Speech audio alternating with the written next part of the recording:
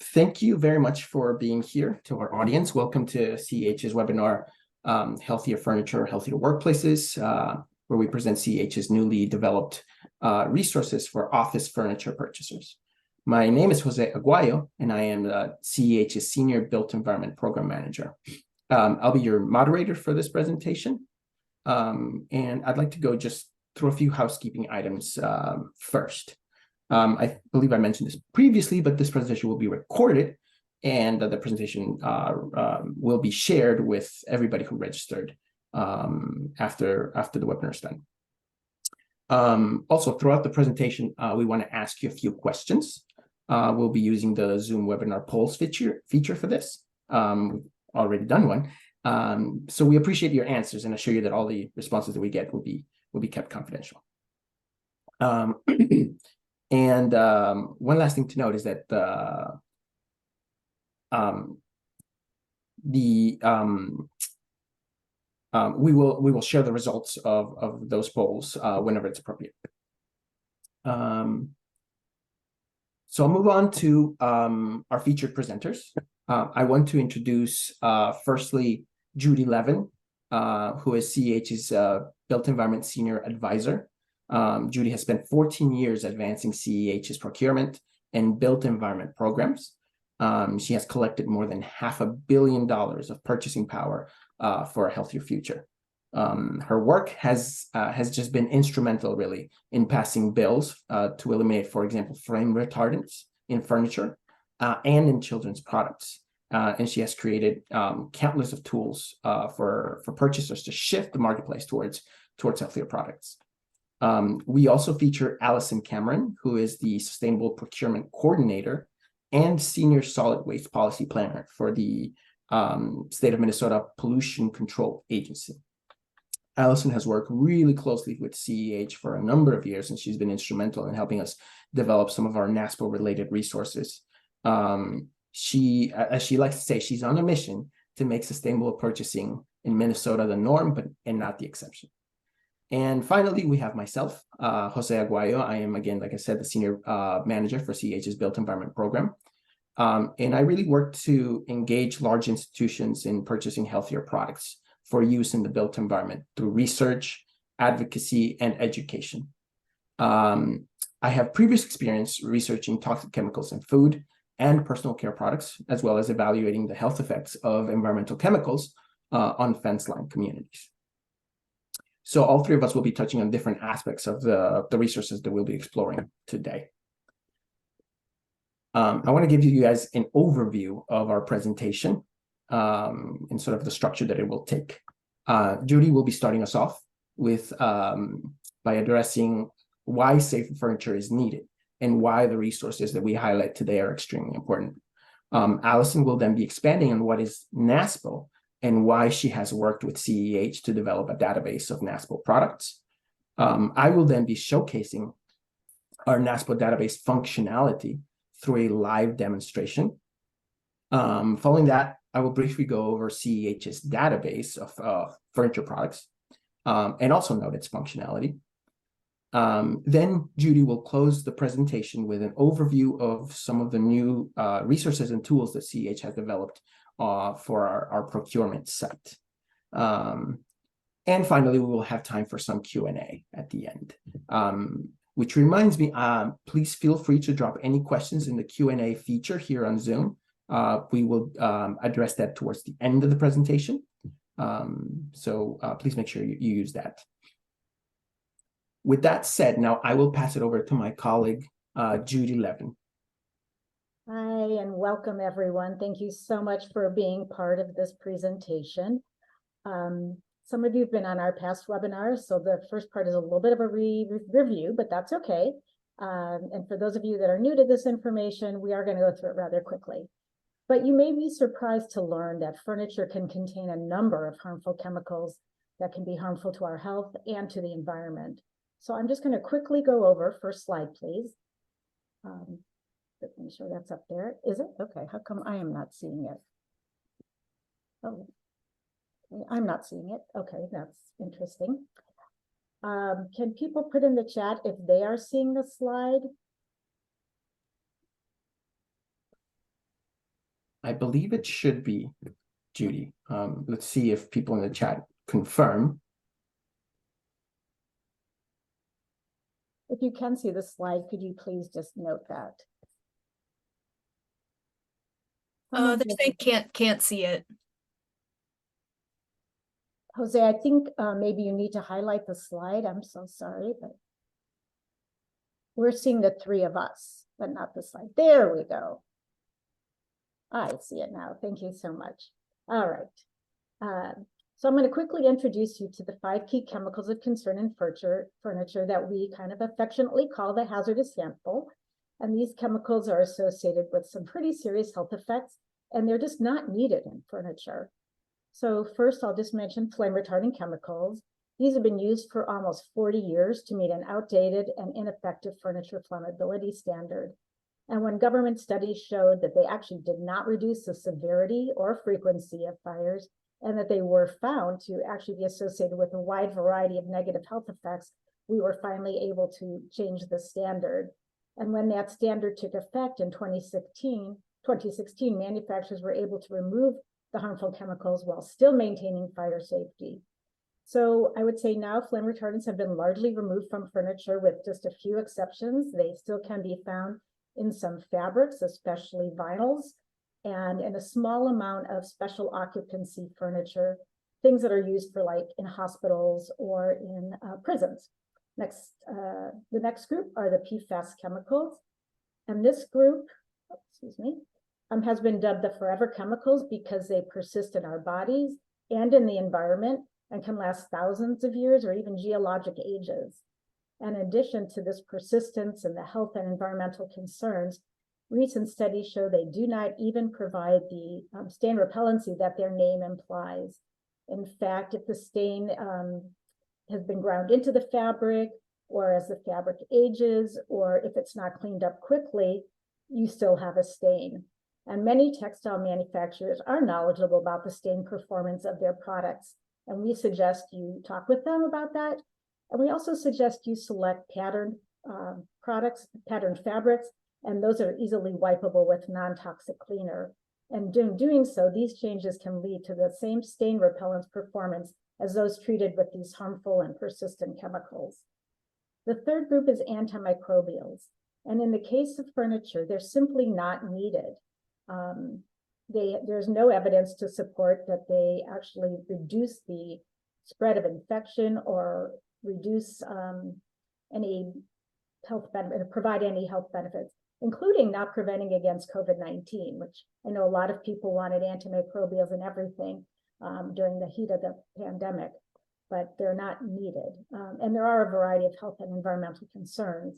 And one of the concerns I'll just mention in the medical community is that the wide use of these chemicals can actually contribute to superbugs that are then resistant to medical treatment, which is really a major public health concern. The fourth group is the volatile organic compounds, or VOCs.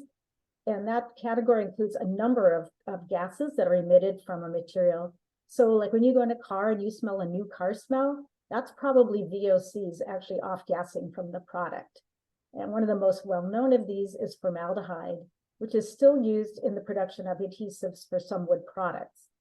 But having a healthy indoor environment is very, very important in clean air because levels of VOCs are consistently higher indoors than outdoors by like 10 times. And so eliminating or reducing VOCs through the use of better material and product choices makes a huge difference. And finally, I'm going to talk about polyvinyl chloride, also known as PVC or vinyl. It's actually a plastic made from fossil fuels, and it can be found in some plastic parts on furniture or certainly in upholstery fabrics like vinyl. From production through end of life, PVC exposes workers, users, and whole communities to toxic emissions. And you may remember the fiery derailment of the train in East Palestine, Ohio, just about 8 months ago, which carried many chemicals, including vinyl chloride, which is one of the building blocks of PVC. And when these chemicals burn, they produce dioxin, which is a very, very potent carcinogen. And so while the blast occurred more than 8 months ago, the health and environmental concerns for the residents and their community are still ongoing. It did not go away, it will persist. So we recommend that you specify furniture, including fabric, which does not contain PVC. And there are literally thousands, tens of thousands of fabric choices without PVC, so it's very possible to do that. Next slide, please. Great. So there are a number of diseases and health conditions that are increasing in our population at large. And while the cause for this increase is not fully understood, scientists believe that the rise in part may be due to increased environmental exposures, because we're all exposed to these chemicals via inhalation, accidental ingestion of contaminated dust, through contaminated food or the drinking of contaminated water, through our skin, or even occupationally. For example, chemical manufacturing workers, people who do recycling, firefighters are extremely exposed to these toxic chemicals. And in fact, 97% of all Americans have flame retardants and PFAS chemicals in their bodies.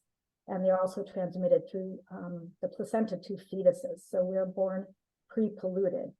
And this slide just shows a sampling of the health effects linked to the hazardous harmful chemicals. And oftentimes these chemicals are linked to more than one health effect. And you'll see there's certain cancers, immune system and hormone disorders, reproductive disorders like infertility, metabolic disorders are among the health problems associated with exposure to the hazardous harmful. But the good news is that we can really mitigate our exposure to these chemicals through the selection of products without these unnecessary chemicals of concern. And in furniture, it's actually pretty easy to do through the use of the resources we're going to be presenting today. Next slide, please.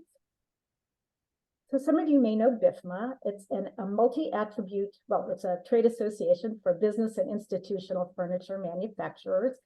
And they operate a multi-attribute sustainability standard called LEVEL. And it's important to know that the LEVEL standard has very few specific requirements to enter. It's kind of a easy on-ramp with the idea that as people progress, they can become more and more sustainable. But the LEVEL standard itself does not require that products not contain the hazardous harmful chemicals. So just buying a BIFMA product, a BIFMA level product does not ensure that.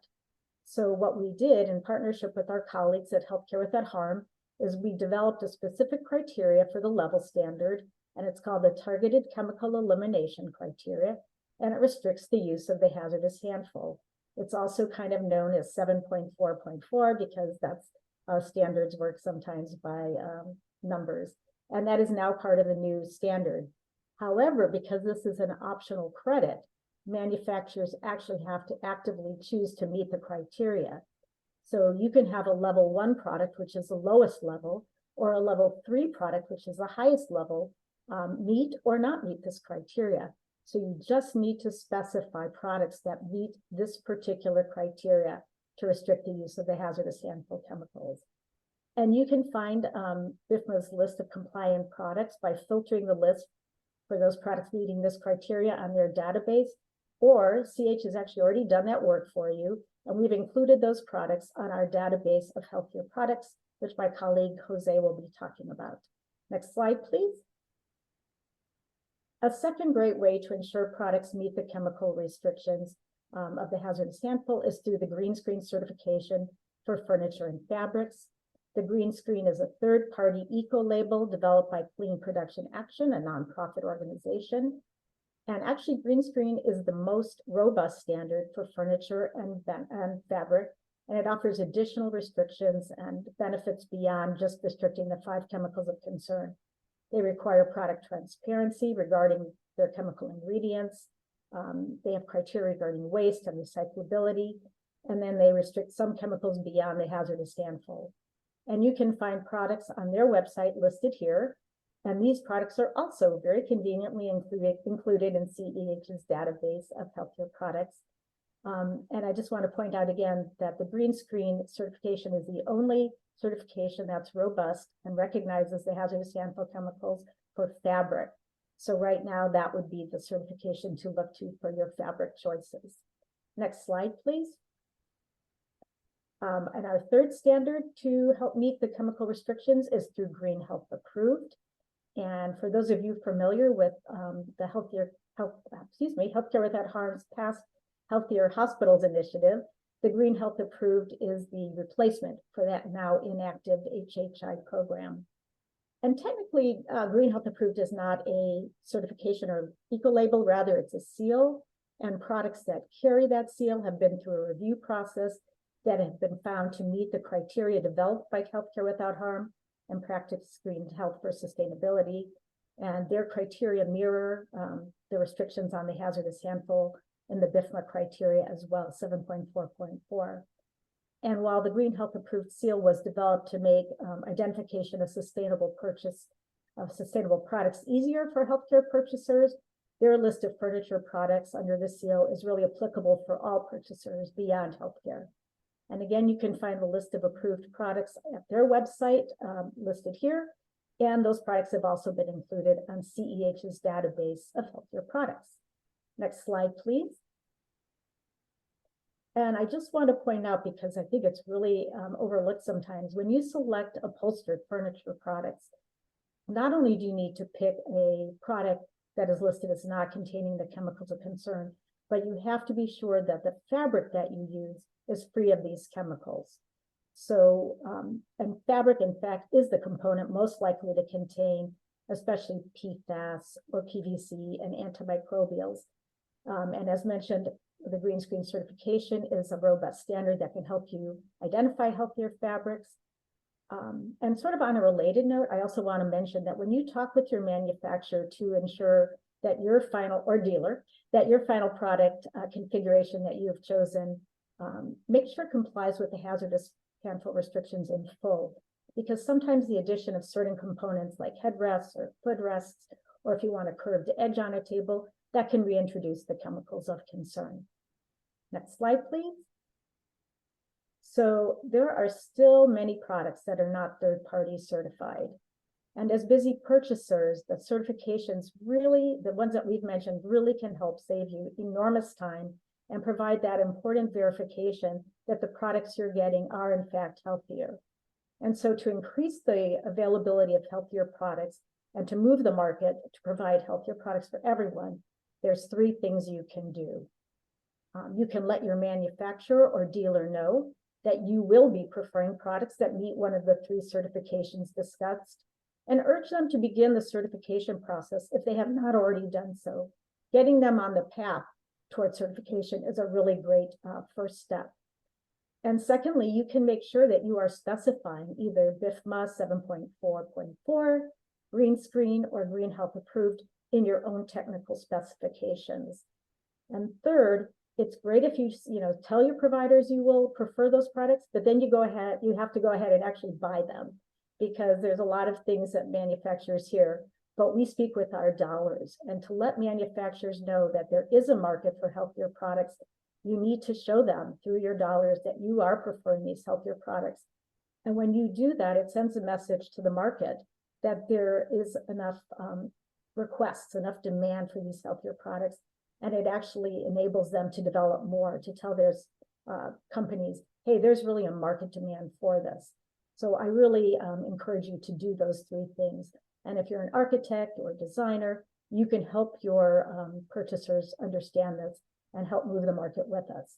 So I now wanted to turn it over to Allison Cameron from the state of Minnesota. We're so happy that she's able to join us. Thank you, Allison. Great, thanks, Judy. So like Judy said, I'm Allison Cameron. I'm joining from the state of Minnesota. I spend my days thinking about the stuff that our state government buys. We're tasked with considering total cost of ownership when developing these contracts. This inherently leads to a focus on durability, energy usage, and disposal considerations. When possible, we address sustainability. Incorporating sustainability into our purchasing decisions has a lot of benefits, but it can also be very time-consuming. Like many other state governments, we're stretched thin with our staff resources. Next slide, please. The National Association of State Procurement Officials, or NASPO, is a nonprofit association made up of the directors of the central purchasing offices in each of the 50 states, Washington, D.C., and the territories of the U.S. NASPO is an organization that helps governments with cooperative purchasing. Cooperative purchasing includes governments sharing procurement contracts. It can unlock lower prices that would otherwise not have been possible for one state to negotiate on their own. It also reduces duplicative work by placing the burden of contract production on one leading organization. The contract under discussion today, F379 Furniture, Seating Systems, Office, and Related Services, that is a cooperative purchase agreement that was executed by the state of Utah in partnership with NASPO. The state of Minnesota will sign on to this through an agreement known as a participating addendum. This is a contractual document that provides the flexibility to negotiate additional terms and conditions. Our participating addendum will be the furniture, for the furniture contract will include sustainability requirements to eliminate the chemicals of concern that Judy spoke about. Fluorinated stain treatments, in particular that were mentioned, are part of the hazardous handful. That they belong to the PFAS chemical family. Notably, Minnesota passed groundbreaking PFAS and PFAS legislation, which will phase out many of its uses in products sold in Minnesota, as well as legislation to address the most toxic flame retardants. But as I mentioned, this is a phase out, so we are signing on to this to address these now and eliminate them from our purchases. So while our representatives work to address some of these other chemicals of concern, we're working on the purchasing side to eliminate these ASAP. Next slide, please. So as Judy mentioned, Level by BIFMA is a sustainability certification program. It's a third-party certification that measures environmental, health and wellness, and social impacts. And it also considers the entire life cycle of the product. The publicly available Level database allows users to search for products that carry this certification. I worked with Judy and Jose. They really led the charge in evaluating these products. So we narrowed the list of the products on this furniture contract further to just the third-party certifications that Judy spoke about. Our main focus was on the targeted chemical elimination criterion, I should say. So it restricts the 5 classes of chemicals frequently used in furnishings, otherwise known as the hazardous handful. So it includes the flame retardants, the fluorinated compounds, antimicrobials, PVCs, and VOCs. These chemicals are really persistent in the environment. They're found in water, soil, and food supplies. The furniture purchased from this contract will be in state, city, and county offices throughout our state parks, our hospitals, our schools, our jails and prisons, and our veterans' homes. The participating addendum will allow us to reduce toxicity in a huge number of indoor spaces throughout Minnesota. This sends a really strong message to the furniture manufacturers that it's not just important to us and our government, but also to our residents. Next slide, please. So with all of that in mind, I requested the help of CEH to help me assess the updates that would be needed to the existing participating addendum and the furniture purchasing guide. So after evaluating the product list, we split the products into 3 different groups. Tier 1 products meet the 7.4.4 criterion and can be purchased freely by any of Minnesota's state buyers. Tier 2 products do not meet the criterion. If the products on Tier 1 list don't fit the needs of a project, the buyer can seek approval to purchase their Tier 2 products. The third group are products that are outside of the scope of the 7.4.4. These are things like lamps or electrical equipment. So Judy and Jose organized all the data that we gathered to create the Healthier Furniture Database and a revamped furniture purchasing guide. Our buyers in Minnesota can use this guide and the database to navigate approved furniture on the price list. So I'll let Jose take over now to go into greater detail on the NASPO Furniture Database. Thank you for that, Allison. And yeah, so CEH and the state of Minnesota worked really closely on developing this update to the NASPO database that takes the form of a spreadsheet. And it's I will go over its functionality and touch on a few major highlights. And then I'll pivot to providing a live demonstration for the database. So just a few things to note here. Our NASPO database is in its second iteration, and with this update, it brings all 10 major manufacturers who participate in the NASPO Value Point Furniture contract, along with Mincor, which is a manufacturer that's exclusive to the state of Minnesota. The database, as it stands right now, features almost 1,000 products, again, all of which are third-party certified to be free of the hazardous handful. And the database can be featured by, can be sorted by manufacturer, by product category, product subcategory, and product name. It's useful to note that the product category itself was determined using NASPO's own categorization system. And the subcategory column was determined using BIFMA's subcategorization system. So we combined kind of the two. Finally, the database is updated regularly, and it'll be done so through direct manufacturer contact, as well as through updates rolled out for the BIFMA level website. So now I'll do a brief demonstration of how the NASPO database works. Given the small problem we had before, can everybody see my my screen? Excellent. Thank you, Allison. So this is our updated 2023 NASPO database, this one right here. And it features an instruction tab that, again, talks a little bit about why it was developed, the hazardous handful, and then it pivots over to how to use the specific file. And this is sort of what I'm going to go over right now. This is the database itself. And as you'll see, it's a Google spreadsheet, so it's fairly easy to use. You'll see that the database contains manufacturers, product categories, product subcategories, and product names, and an exception column that talks about anything to note, like the round edges, for example, that Judy mentioned for certain tables and other products that may introduce some of the hazardous handful, if selected with that option. So what I wanted to notice specifically is the sortability function of the database. Now, as you can see here, I can sort through all the headers in each of the columns, through manufacturers, through product categories, subcategories, and product name, and the product itself. You need to be able to insert these filters. Unfortunately, they're not universal for all users. I already set my filters here, but the way to do so would be here, using this button, the filter button at the very top.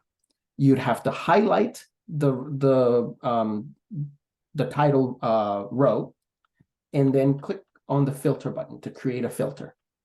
That will give you the ability to sort, again, through manufacturer, through product category, and whatnot. So, for example, if we want to look at desks and tables, we would have to clear all the filters and then select our desks and tables filter to be able to see all of them. And then within that category, we can look at, for example, conference tables. Again, you'd have to clear all of them and select the conference tables that you want to take a look at. So these would be the options. So we are able to also reset our filters by just clearing them or selecting them all if you want to look at everything. And one last thing to note is the manufacturer sortability. You can sort it by alphabetical order or simply look at a specific manufacturer. So for example, if you want to take a look at all global products, this is the way you would do it. Again, it's fairly simple. The one part that is a little tricky is setting up your filters. And again, the way you do it is by highlighting the row and then clicking on the filter button to add it once you don't have it. So now I will go back to our presentation. And again, if you have any questions about any of this, we can always address them towards the end of the presentation. And so I will talk a little bit about our CEH database, which the NASPO database is sort of a subset of the larger CEH database. And again, I'll talk a little bit about its format and just its functionality as well. So this database is much more extensive, of course. It features roughly 70 manufacturers and over 4,200 products. The functionality and sortability of this database are virtually identical to the NASPO one, with the exception of the ability to sort by third-party certification. I will showcase what I mean by that, but you're able to see different third-party certifications other than just the BIFMA level targeted chemical elimination criteria. And the updates are performed in the same way, really, as the NASPO database. So with that, let me again do a short demonstration of how the CEH database works. And this is the database right here. Again, it features an instructions page that is, again, virtually the same as the NASPO one. But you'll notice that we have two tabs here of products, one of furniture and one of fabrics. The sortability functions on both are essentially the same. And again, you can sort alphabetically or by specific manufacturers on each of the columns. The difference that I noted earlier is this column that notes third-party certification. You can either sort by BIFMA, the targeted chemical elimination criteria, the 7.4.4 standard, or Green Health Approved plus BIFMA, or no certification. And we can also see products that are available on the NASPO contract as well here. That can be sorted by yeses as well. And again, the exceptions column notes certain things. For example, this particular product was self-certified by Healthcare Without Harm. And that self-certification expires at the end of this year. And so once that hits, this specific product will either be removed from our database, or if it has achieved third-party certification by either BIFMA or any other of the third-party certifications that are featured here, it'll be changed to reflect that. Same thing applies to our fabrics tab. We have third-party certification here through either green screen or none, and exceptions that talk about how many colors are available in this particular fabric, and the same form of sortability within manufacturers, product types, and specific products themselves. Plus, whenever possible, we feature links to the actual products, both on the fabrics and the furniture. So again, if you have any questions on that, please let us know, and we'll address them at the end. So with that, I will go back to our presentation, and I'll actually move over to asking a specific question through our polls feature here. So let me set that up. I will ask really quick question. Again, I'll give you guys about a minute or so to fill that out. But just asking, how confident do you feel in your ability to use the CH or the NASPO database, using them to select healthier furniture? And again, I'll give you another 30 seconds or so to answer. And then we'll move over to our last section of the presentation.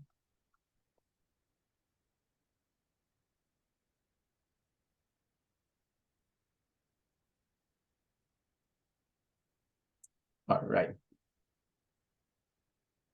So I will share the results.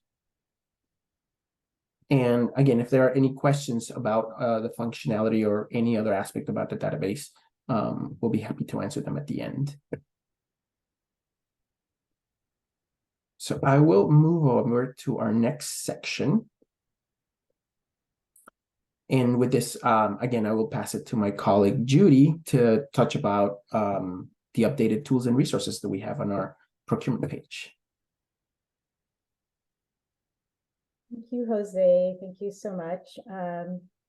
Yes, after quite a bit of time, we're excited to announce that we do have an updated purchaser toolkit, and it's designed for both public and private purchasers. And it provides you really with all the tools, resources, information you need to implement a healthier furniture purchasing practice.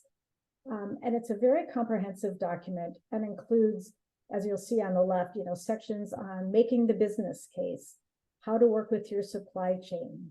We even provide the technical specifications that you can put in your RFPs or RFIs or contracts. You make a case for reuse and reupholstering because rather than buying new products all the time, it is really a wonderful way to reduce waste, improve toxicity by getting rid of old toxic products and reupholstering them with new, safer materials. I know Chris Kokefer is on the line from Cape Chesterfield, and she's done a lot of this work for the San Francisco International Airport, which really chose to reupholster a lot of their products rather than start again with new products. Congratulations to them for helping achieve their working towards their zero waste goal of the county of San Francisco.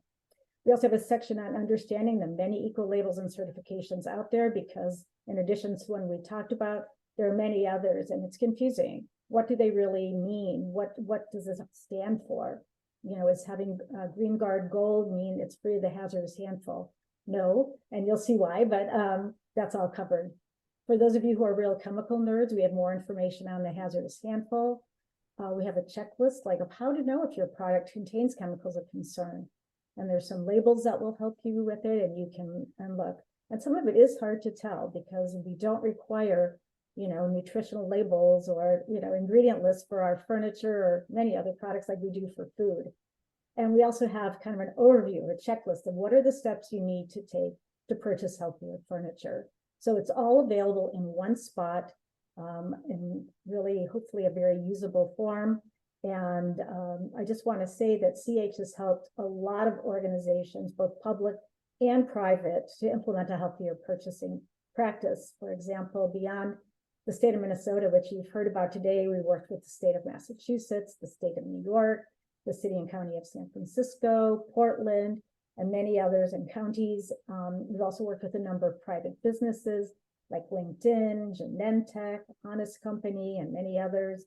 We've worked with a number of colleges, Harvard and Yale, and more recently, the 10 university system of the University of California, which I'm very happy about seeing those changes, because especially in universities, people are in their reproductive years, and exposure to these toxic chemicals during that sensitive period can affect future health. So we love helping organizations. That's what we do. And we love developing healthier purchasing practices for you. So if you have any questions, or if we can help you take the next step, please contact Jose or myself, and we would love to assist you. So I think we will now do a few more questions, and then we'll begin the question and answer period. So thank you, Jose. Yeah, thank you, Judy. Yeah, I have a set of questions that I will, again, use the poll feature for. And I will be launching them right now.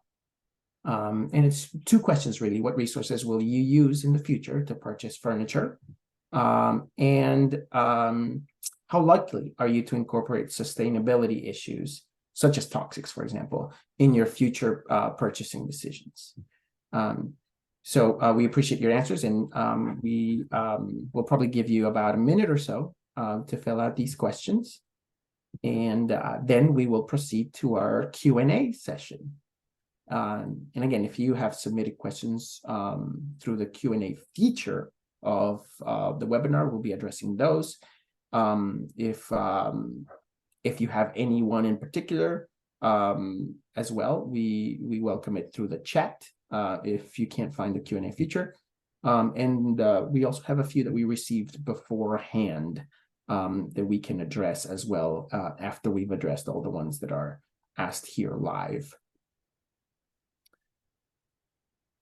Excellent. I see most of you have answered already. So give it another 15 seconds or so, and then we'll move on to the Q&A.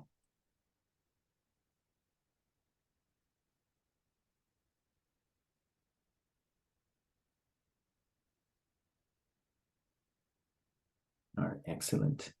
So thank you again. I will go ahead and share the results with everybody.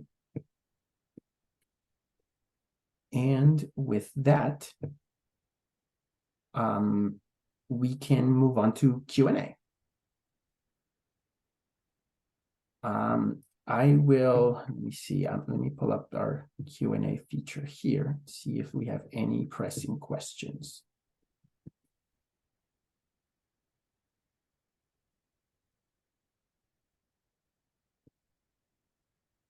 I don't see any in particular, although I see one that's trickling in.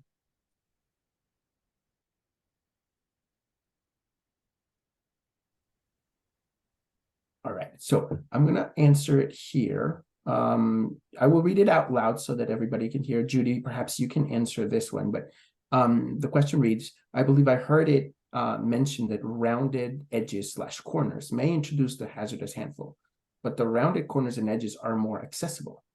In your experience, do you have to choose between healthy and accessibility choices, or have you found that both are available in products? Yes, thank you for that question. Yes, they are. You do not have to choose.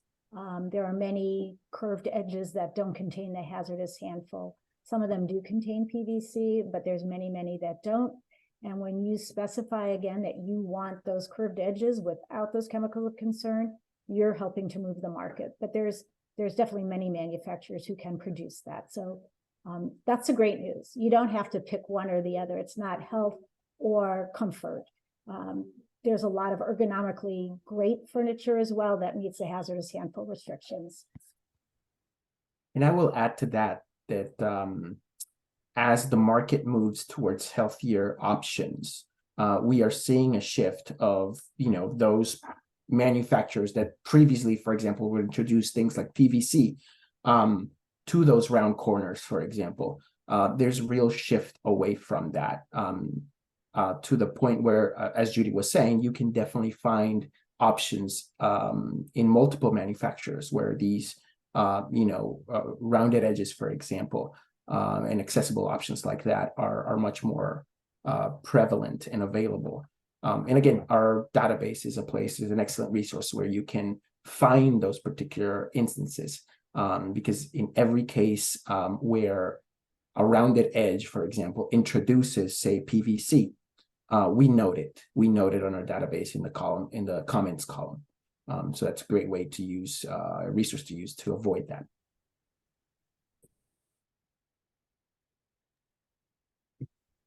If there are any other questions, feel free to drop them here in the Q&A feature. But I will move on to addressing some of the questions that we received from users beforehand. So this question is aimed for you, Allison, and specifically, do you know what percentage of Tier 2 products are typically purchased by the state of Minnesota?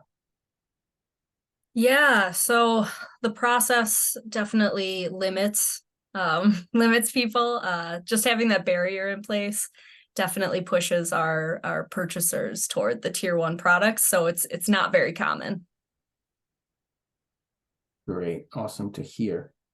We have another question here about how do we update our database. I believe I covered that previously, but just to kind of reiterate, our updates are ongoing and are the two major sources for updates for both the CEH furniture database as a whole and the NASPO database, which is a subset of the CEH one, are usually done through direct manufacturer contact.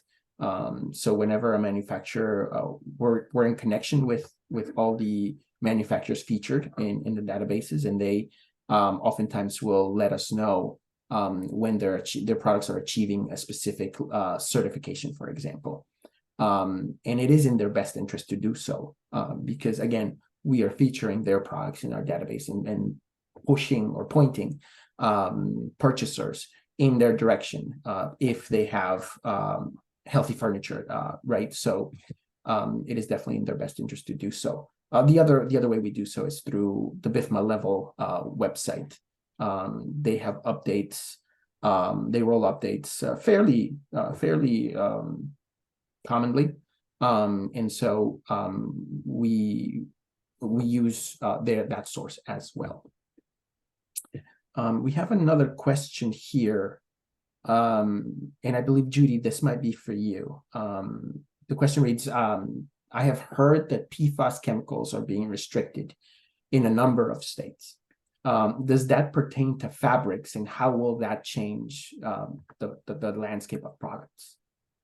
Yeah, that's a very good question. Yes, there has been, if you're not following the news about PFAS, there's a lot of it, especially around contamination in water. And in large part, it's due to firefighting foam, which contains PFAS chemicals, and then they spread and get into our groundwater and water. And so millions of people across the United States are drinking contaminated water. So as a result, the different states have taken action to try to limit the use of PFAS chemicals to really only essential uses. And different states have different rules. I think there's about 10 states that have restricted PFAS. And I don't remember, I wanted to look this up, in textiles or furniture, but we can definitely provide that as a follow-up if people are interested. But it will also be, there's other states that restricted in things like cook pans and, oh my gosh, makeup. And it's amazing all the things that PFAS appear in, things you would not expect. So thank you for that question. And what will happen is, as those restrictions go in, including in California, which will restrict PFAS, I think in 2025, the market will change because they're not going to produce one product for California and other states and another one for other states. And so hopefully in just a few years, PFAS chemicals will be replaced by safer chemistries, not just another one of the 13,000 PFAS chemicals that have already been shown to be problematic, but a whole new separate technology that is safer. So thank you for that question. Yeah, thanks for that, Judy. The last question I see here that we received was, perhaps Allison, you're the best one to answer this. Can entities other than the states purchase off of the NASPO contract? Yeah, so a requirement to purchase off a NASPO contract is your state needs to be a member, have that contract, have a participating addendum. And so the entities that are eligible to purchase off of that, once that is in place, it's pretty vast. It's all that I mentioned, schools, both elementary, higher ed, nonprofits, hospitals, cities and counties, any kind of localized government.